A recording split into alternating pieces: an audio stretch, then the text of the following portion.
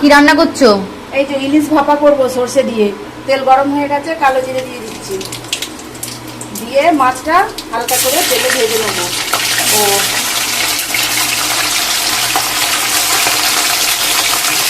ভাজা হয়ে গেছে, হালকা করে সরষেটা দিয়ে দিলাম।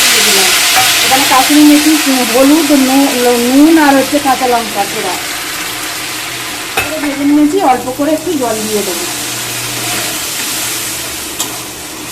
একটু সরষের তেল ছড়িয়ে নামিয়ে নেব।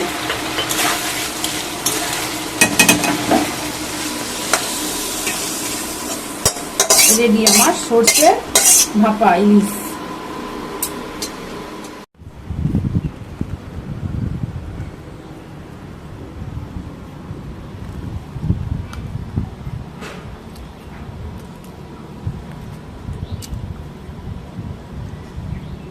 দারুণ।